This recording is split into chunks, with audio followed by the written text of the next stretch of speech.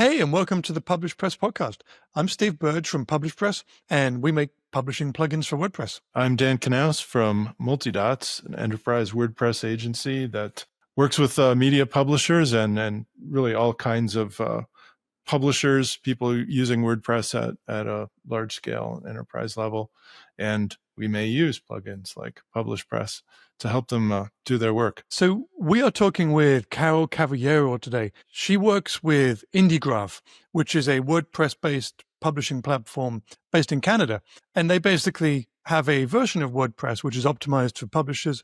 They offer newsletters, ads, subscription revenue tools, experts as well to talk to. Basically everything that a small newspaper publisher needs to get online. She's based in Brazil, of all places, and has, well, Dan, she has an interesting story about how she got started and how she ended up working for IndieGraph, right? Very interesting. Yeah, Carol was kind of on the front lines very early of internet disinformation analysis and building the radar to, even pre-AI, working with linguists and journalists and others to kind of programmatically identify misinformation, where it was coming from, and helping other journalists and their news consumers get good source material and avoid the bad. That really has evolved and it sounds like escalated since then. Yeah, thanks, Dan. Carol was a really fascinating person to talk with, and I think you guys listening are really going to enjoy this episode.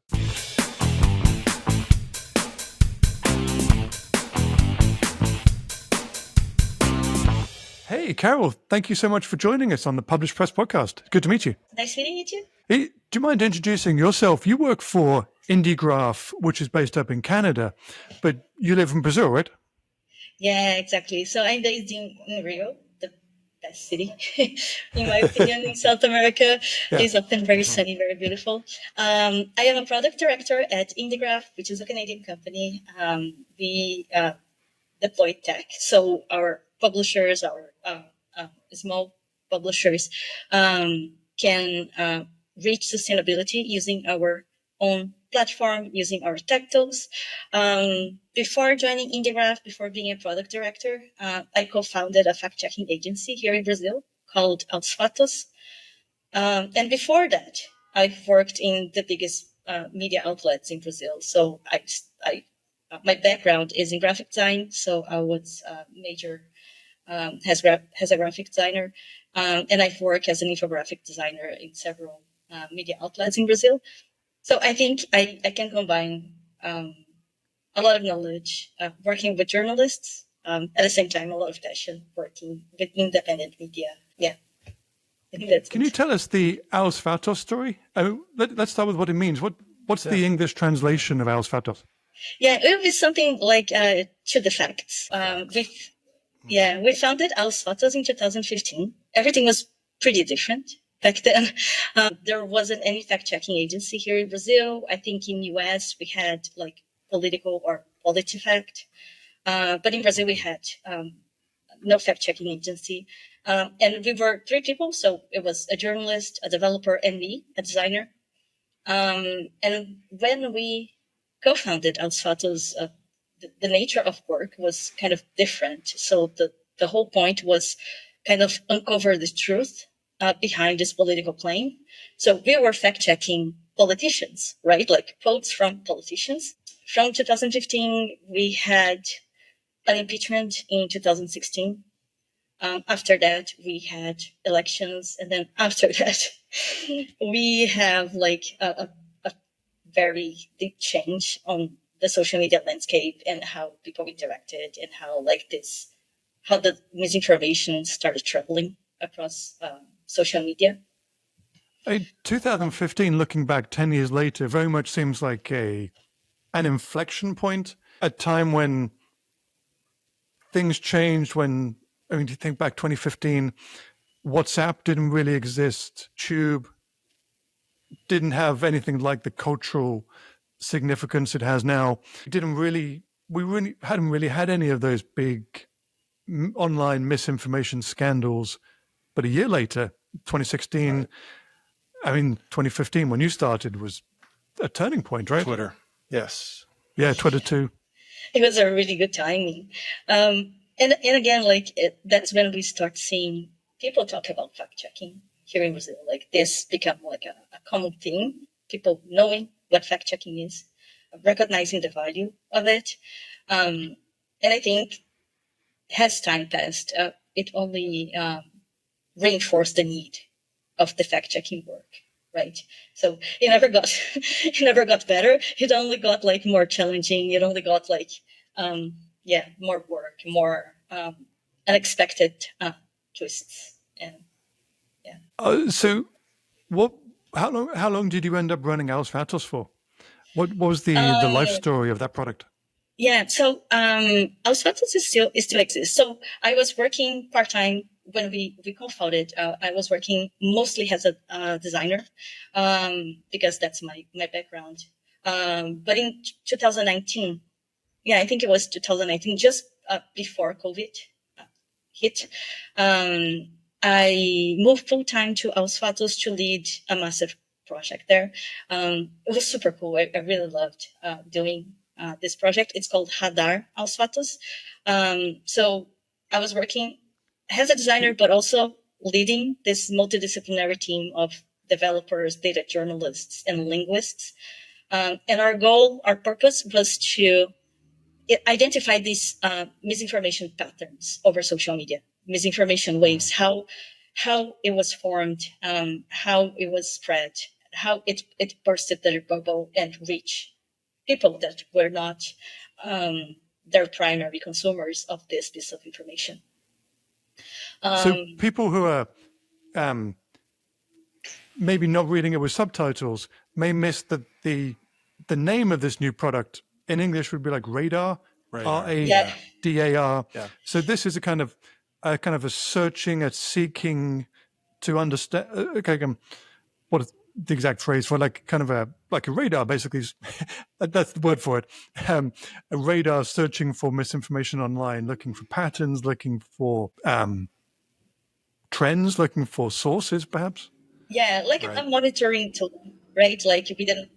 We were scraping social media, and from this content that we were scraping, we were trying to rate it between okay content to potentially misinformative. So it was just like a scraping mechanism that was scraping Twitter, Facebook, Instagram, YouTube, several WhatsApp channels as well. And it was so big that there was in the peak of our scraping, we were scraping around 9,000 content weekly. And then we created this algorithm that was rating this content. And then it was, because it wasn't verified by humans, you couldn't say that this content is disinformative. So you could say that this is potentially disinformative based on these key indicators that we mapped and we thought it's common among this kind of messages. So it was really cool because it was really challenging. Who's the audience for that? Was that people, just general public reading news, people who want to find accurate information would come to that, or did other news organizations use it too? Yeah, so it's primary to feed journalists with data. Our newsroom took a lot of benefit from it. We created over 100 articles using this data set. So we could clearly spot the misinformation waves formed when it started, how it formed, and the big spreaders of this specific misinformation. So the main user for this was other journalists, researchers, people that are trying to understand how misinformation forms and what the effect that it causes. Right? Yeah. Did that become more difficult over time?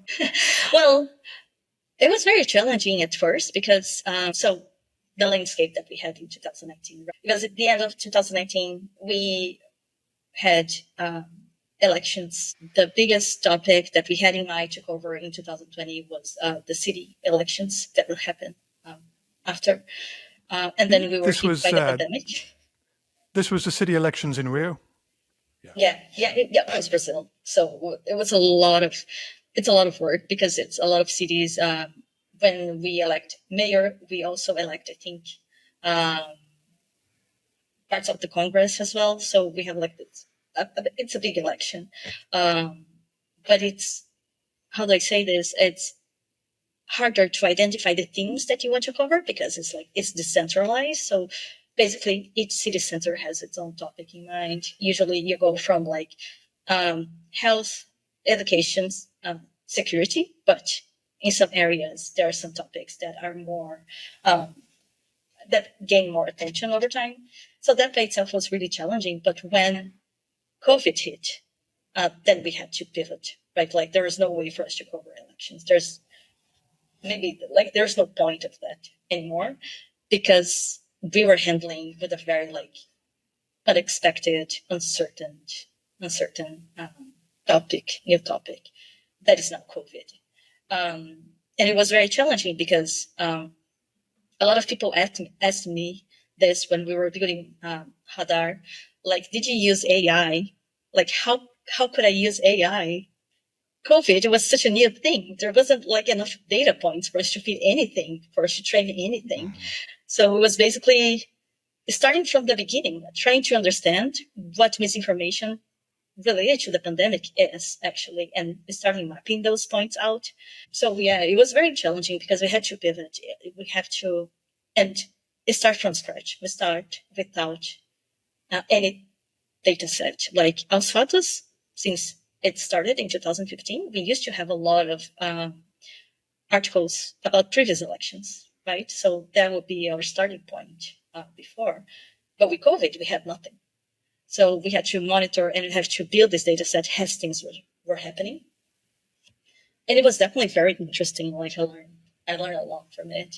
And I'm really passionate about Hadar because it was kind of my first product. So the first thing that I engage in, and there's this product perspective.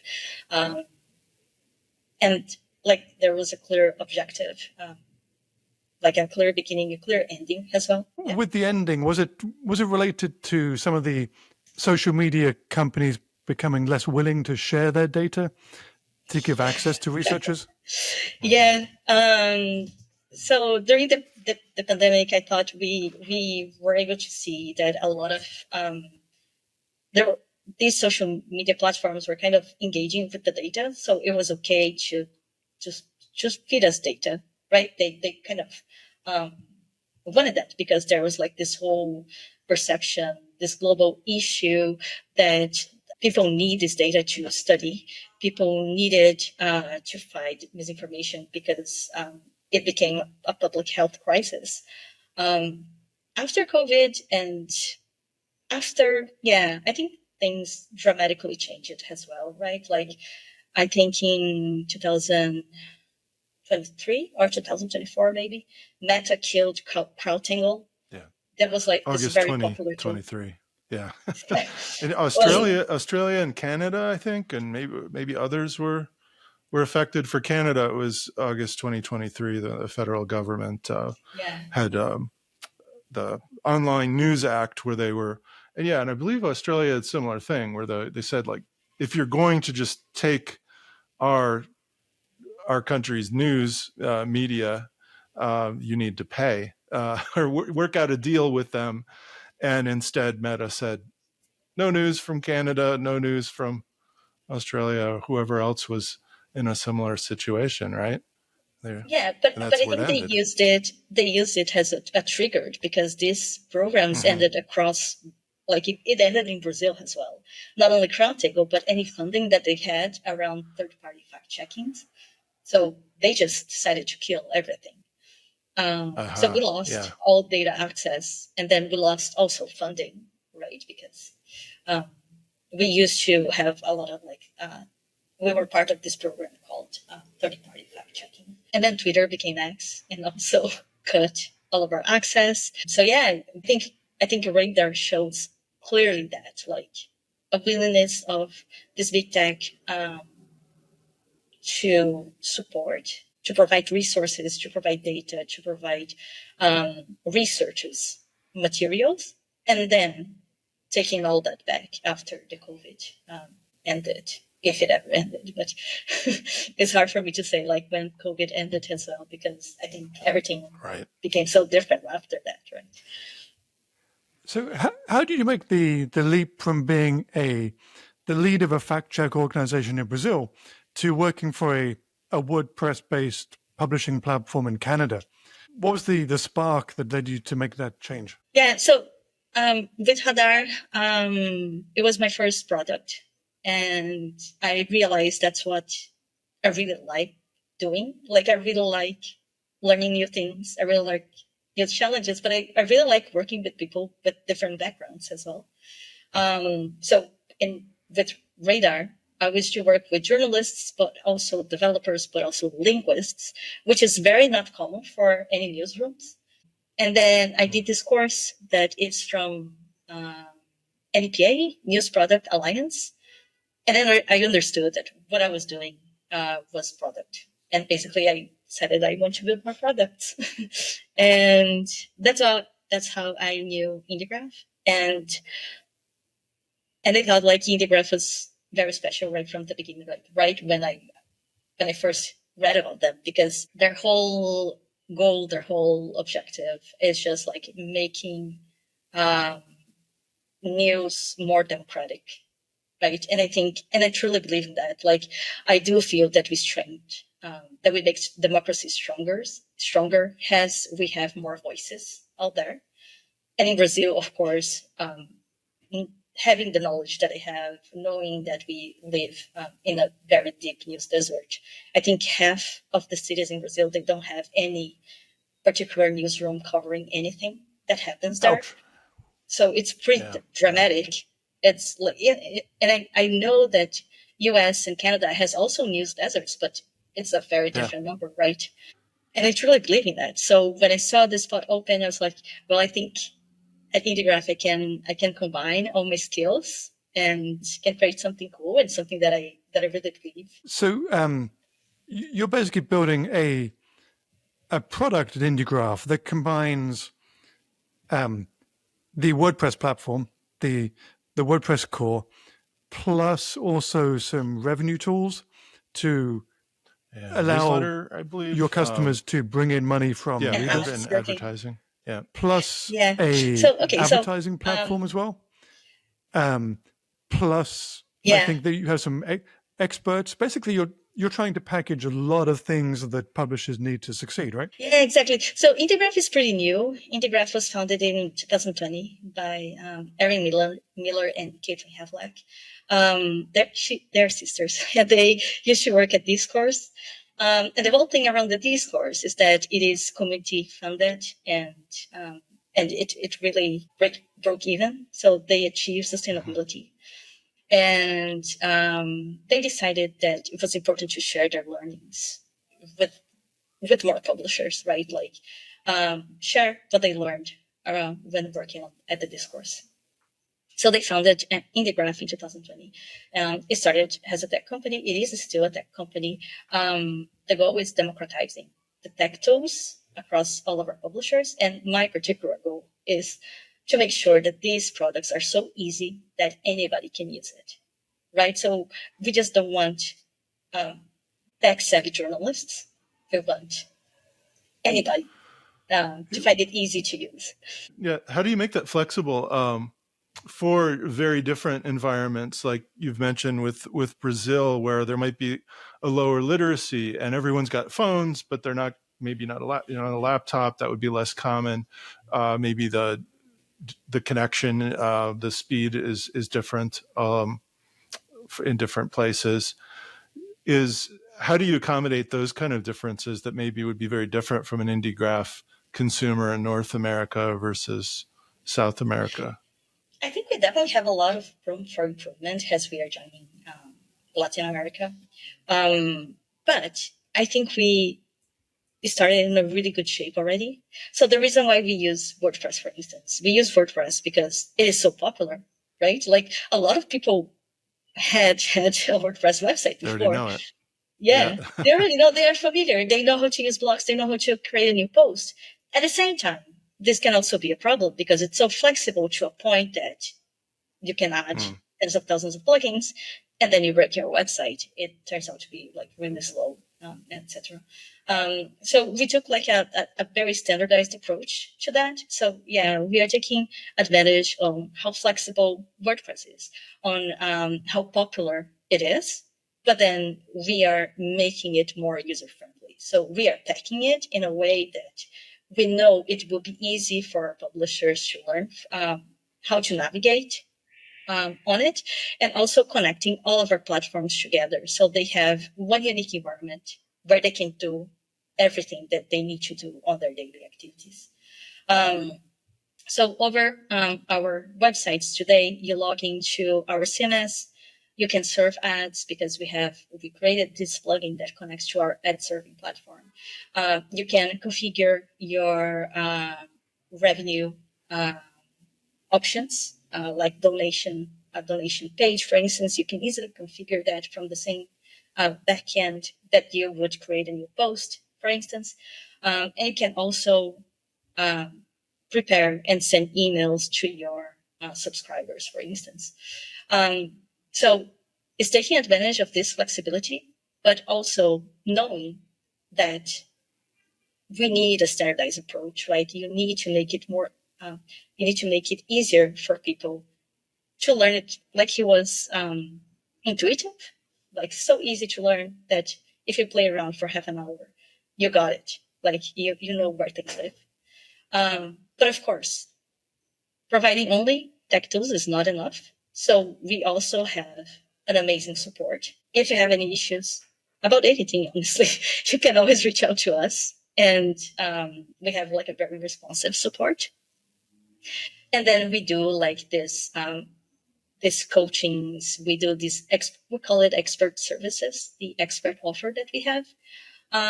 But it's less of a consultancy, it's less of a coaching, but more of like, you could have an audience expert working for you in a few hours every month, right? So this person brings all the knowledge. It's less expensive because you're not hiring full-time anybody, and you don't have to do interviews or anything. Like, and this person already comes with the knowledge that we have across our network. So it's like you can have somebody in-house working with you, but focusing on audience engagement, or focusing on ad serving or selling ads, making direct sales for you. And you can achieve that through fractional services, right? So you can pay a few hours, you can purchase a few hours. It can be recurrent or it can be sporadically. So if you have a big campaign up next month, you can purchase a few hours and our experts will join you. So you have about 100 publishers on the Indiegraph platform now, right? What does a typical publisher on your platform look like? Are they a small regional newspaper? Are they a startup? What kind of people are attracted to putting their website on Indiegraph? Usually they are solopreneurs. So okay. It's just one person, one guy that does everything, that takes photos, that writes articles, that writes emails, that does everything. So it's solopreneurs most times. Then we have some publishers from News Desert. So a publisher that covers the rural area of California, and it's only her, and she lives in a News Desert. Some other publishers, they are hyper local, so they cover this specific city. But I think most of our publishers, they are local publishers that they always share like this passion in common. Like they just want to make their neighborhood a better place. Basically, they just want to connect with their own communities. They just want to share the information across their communities, and a lot of those publishers does that really, really well. So they often have a very engaging audience. Their newsletters always have like a very good reply. So the community always engages back with them, if that makes sense. So when I first found Indiegraph a couple of years ago, you were very much driven by newsletters. It was, you'd come to the Indiegraph website, it would be website and newsletter. Now, from talking with you, I think you've expanded your services quite a bit beyond that. But from listening to you now, it sounds as if the newsletters are still a significant part of what all the publishers do, that particularly in the days of SEO declining and social media traffic declining, a lot of these small publishers are relying very, very heavily on the newsletters? Yeah, I think so. And I think because in US and Canada, this is a model that works. It works for a few reasons. First, because you take ownership of your distribution. So you're not relying on social media anymore. You're not relying on algorithm. You're relying on your email sends. So this is pretty big factor. Second, because I think a lot of publishers can drive revenue via newsletters. So they can make direct sales for advertisers and run it over their newsletter. So their newsletter become like this very strong revenue stream for them as well. Especially because some publishers, they are located in areas that their community wouldn't be paying much to support their community. Does that make sense? Like, I think I want to rephrase that. Some of our publishers, they are in communities that they can't afford paying much dollars to a local media. Like I think the average ticket would be like $5.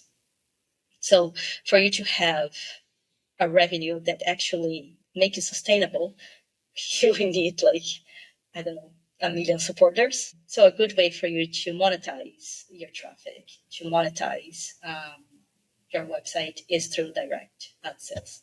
So I know IndieGraph is based in Canada, and a good proportion of your audience is based in North America. And it sounds as if the business model is kind of understood up in the USA and Canada. You can send out newsletters, you can send newsletters with ads or maybe driving revenue. But you mentioned that you're considering expanding into Latin America. I imagine the business model, the business challenges, that just about everything is going to be quite different if you're launching a reader-supported publication in Mexico or Brazil, for example. Yeah, you're right. Latin America is a different challenge for a few reasons, like some you've already mentioned. Most people, they don't really have a computer, but all of us have phones. We use a lot of WhatsApp, mainly because WhatsApp doesn't eat your mobile data, so it's basically for free. So you can send messages back and forth for free.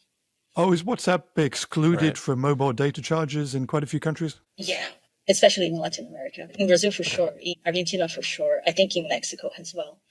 So it's part of their lives already. So when I talk with my parents, I don't call them, I message them on WhatsApp. And on one hand, it is easy for you to build a community, a highly engaged community, because people will get your messages and they will reply and they will engage. On the other hand, WhatsApp, it's another private company from Meta. So how can you balance that is definitely a challenge, right? How can you create some sort of independent distribution system if you roll out WhatsApp? So that's another challenge that we have. So some of the publishers you're working with, when they consider WhatsApp, it comes with real pros and real cons as well. They have to consider carefully whether to try and drive their audience to their WhatsApp channels. They have to think carefully before they decide to do that. Yeah, but I don't think in Brazil I'm not sure. I'm talking about like my specific view here. So I don't think in Brazil it's more of a choice. It's like if you don't have a WhatsApp channel, you're missing it, right? Okay. Like you're just not reaching people you're supposed to reach. So I don't think they wait whether they should or shouldn't. It becomes almost like a must-have. So if you don't have it, it's your loss. We do have a few publishers in US that covers the borders. So a lot of publishers, they do services for immigrants, or they help immigrants to get their visa, or they cover the crossing, like they cover the borders. And a lot of our publishers live their lives in the borders as well. So that's nice about the local journalism, because they know it so well because they live it. And for them, it's a must-have to have a WhatsApp because their readers are there. And that's how they can create a more open and accessible channel of communication with them as well, right? Like they are just an audio away from you. We have one publisher specifically, it's called Conecta Arizona. She has a very bright live community over WhatsApp, but they also do real person events. But they invite people over WhatsApp, right? They also have this podcast with specialists that they are answering their community questions, and these questions come via WhatsApp. So it's impossible to detangle one thing from the other, right? Like you can do your best, you can have your podcast elsewhere, you can have your website with your content, but if you want to make it truly accessible, you have to have some element running at WhatsApp. So I'm English. I live in Florida. I've got family all around the world. Lots of Latin American friends here. So just looking at my phone now, there's tons of WhatsApp messages pinging on my phone. I need to put it to one side because WhatsApp is constantly pinging. But I'm not sure I perhaps quite understand what a newspaper's presence looks like on WhatsApp, because a lot of us understand it from the idea of chatting back and forth, or I use it for phone calls as well. It's a reliable phone calling system. But what does a WhatsApp presence look like for a publisher? Are they publishing stories and also having like a free form community discussion in a separate group? What does that experience look like for a publisher? I think it really depends on how you want to craft it. Okay, I can share a few examples. So back when I was at my fact-checking agency, we used to have a WhatsApp chatbot, for instance. You can send her things that you find might be disinformative, and the bot will fact-check it for you. It would feed from our articles that we have published. It was all like a combination of rules, but it's basically a very smart bot, and you can configure it via the business platform, Meta Business platform. You can also run newsletters via WhatsApp, the same thing that you do daily, sending your content using MailChimp or using Indie email. You can do it via WhatsApp as well. It will fetch the latest content that you publish over your website, and it will send over WhatsApp. And of course, this has to go through Meta, otherwise you get flagged as spam. So you have to have Meta Business. Other people, they like to have less formal channels. So they create like a master group, and inside this group, they create subgroups. So you have one for communication notes that only admins can post, or the other one, it could have like a community discussion around this specific topic. And a third subgroup, it can be around a different kind of topic. So it is a really flexible tool, and you can decide how you want to take the best of it. But I think from my previous experience, I'm not sure how much they change it now. But when you're using the Meta platform, you need some level of coding to connect the APIs together, so you can send automatic messages as well. Is that something that Indiegraph can do? Are you looking to build some kind of WhatsApp tools, some integrations to help with your expansion into Latin America? At this moment, no, but it will be definitely, well, I'm not sure if it's definitely something that we could do, because like you need a Meta Business account, right? If Meta banned everything in Canada, I'm not sure how this works.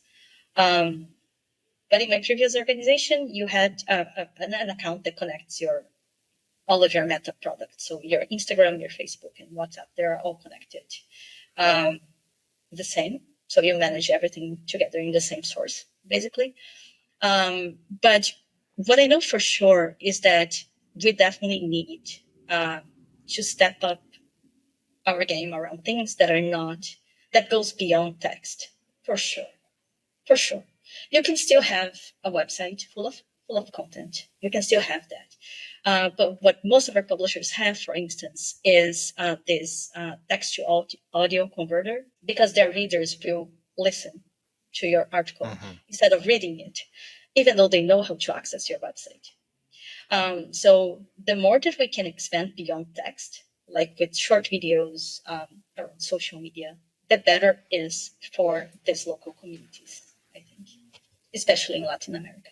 Also, if you click through to, say, a Mexican publisher that's on your platform, there's a very high chance there will be an automatic converter at the top of the article.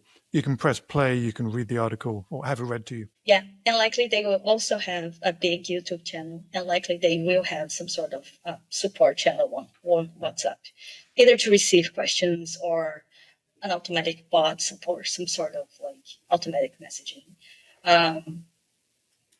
Our publishers that even though they're based in US, we have only one publisher based in Mexico, but if they are handling Latin communities, they have to have more than just a newsletter. It's a must-have.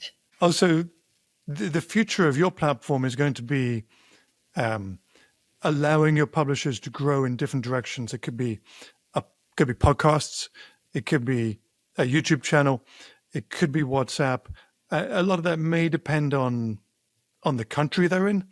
I mean, Dan, correct me if I'm wrong on this, but it sounds as if you couldn't even create a Meta business account for a publisher in Canada. Right. Anymore. I think it pushed everyone out. So there is maybe in those countries, there's an incentive to own your own platform. And I think a lot of people went to WordPress and open systems like that for that reason. But there's also a big loss of market.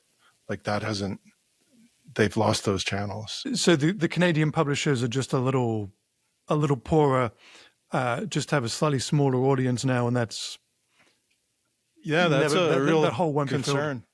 Yeah, they've lost engagement, they've lost market, and that what people are doing to consume news is more like meme-based, very brief, visual stuff people are sharing around. That's how information is flowing. So, yeah, that's a real concern to traditional journalists and people who see the importance of an informed voting population. I think it's pretty much the consensus in Canada that you need to own your distribution system. Like it has to be independent. Yeah. You have to do something else. Otherwise, you're not getting your news anywhere. We do have a few publishers in Canada that joined forces, and I think they are using a service called Unrigged. That it's a combination of a lot of Canadian publishers. So you can display a widget on other people's website running your content as well. So you make sure that the same reader that is over people.Quebec, for instance, can see a brief article from The Breach, for instance. So you can reinforce this kind of distribution system. Is that a form of a federated system? Is that, I was going to ask you, I was curious if things like Mastodon are of increasing interest in Canada, in any of your markets. A lot of our publishers moved to Mastodon, even in US. Okay. So yeah, I think they're pretty convinced that you cannot rely on these platforms anymore. You have to find other places. Yeah, but we're still trying, right? Like, changing social media is one thing, but the same thing that happened with Meta can also happen with other social media. So you have to keep looking for this independent way of sharing content. And I think this is something that Indiegraph is definitely considering, like how we can expand that, how we can better support our publishers in that sense. Of course, we have it on our newsletters. We always share content from our publishers, but it feels like it should be more than that, right? So it cannot only be text. It cannot be only a specific format. It needs to be more dynamic. Also, a lot of our publishers in Canada went completely offline. So they decided to go to the streets, put up billboards like they used to do in the printed times. Really? Handed out flyers, go into their local schools to talk about news, to talk about the importance of news. So I think there's also like this factor that bring things to the real life, right? Like to real in-person experience as well. I'm curious if, slightly more technical question, if you've explored ActivityPub for WordPress at all. Is that a familiar technology? It essentially federates WordPress so that it can actually work like a Mastodon server and interact with them or other WordPress sites that are also personally equipped with ActivityPub. I'm not familiar, but if you can share me the link, I would really appreciate that.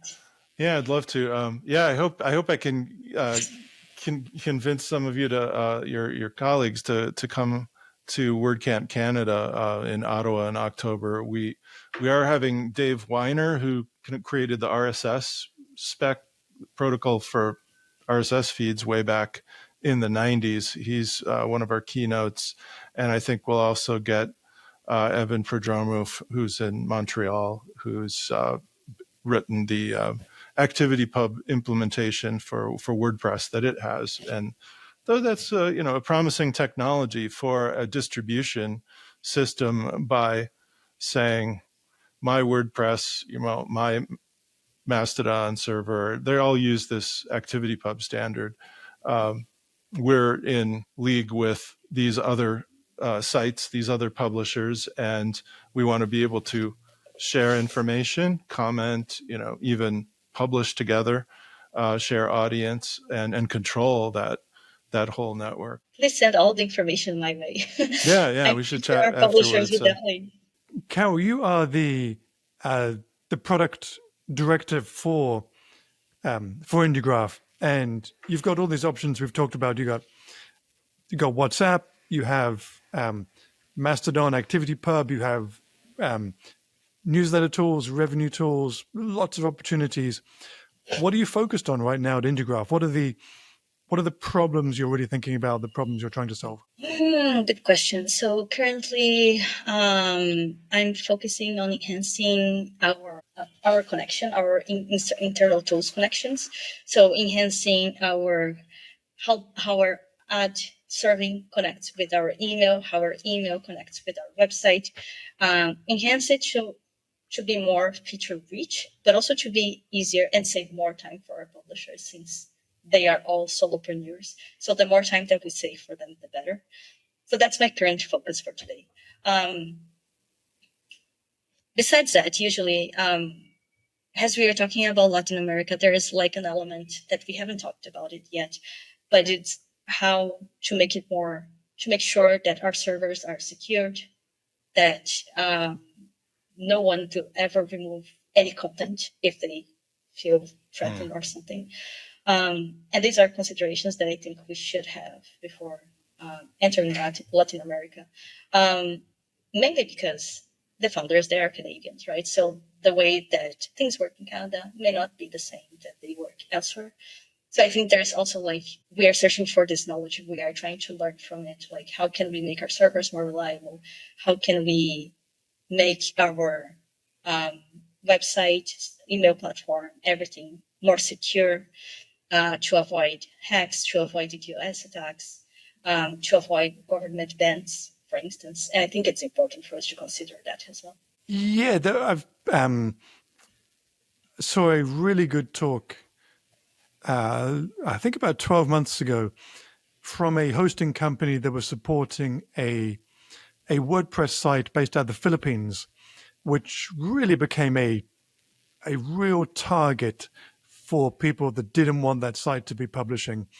And all the problems that you mentioned, from the server to DDoS attacks to hacks, they were all thrown at it. And it's not an easy job to be keeping a publisher online if someone really doesn't want what they're publishing to be available. Yeah, exactly. I think this publisher is called Rappler.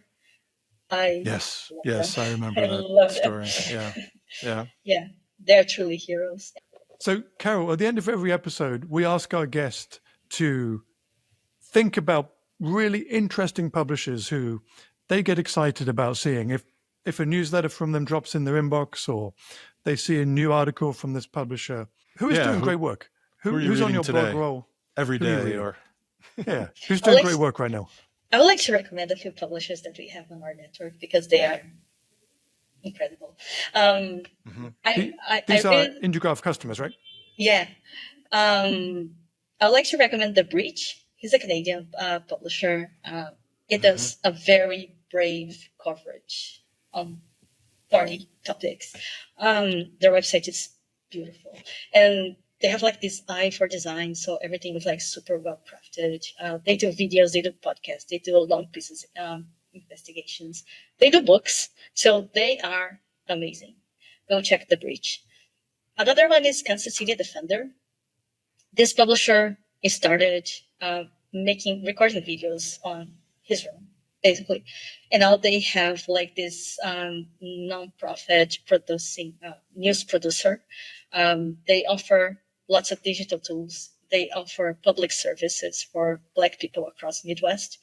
They have a series that are amazing. That's called the Defender Handbook. That is very, very beautiful. But it's also really cool and empowering because it basically tells readers how they're doing their own coverage and teach readers how they can be their own, they can mobilize their own local communities to do the same coverage as they are doing. So I think that their work is just amazing.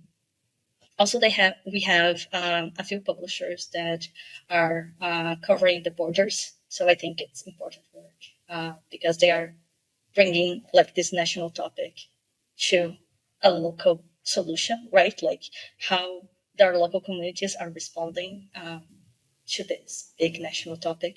So we have Conecta Arizona, we have Conexión Migrante, we have Rio Grande Guardian. They're all publishers that are active around the borders and they're covering the borders. We also have a few publishers that are running LGBTQ plus covering communities around Ohio. I think we have on Illinois, they're the Black Eye Flame and Illinois Eagle. They're amazing. And just to wrap things up, I would like to also recommend Shasta Scout. She's covering politics in the rural California. She is kick-ass. She is amazing.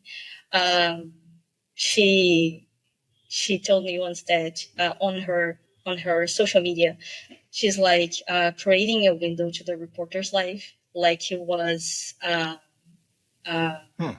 reality show, a reality TV show. That was fantastic. And Harvey World Herald, that are based. It's a hyper-local community based on the News Desert, covering Harvey, the city of Harvey in Chicago.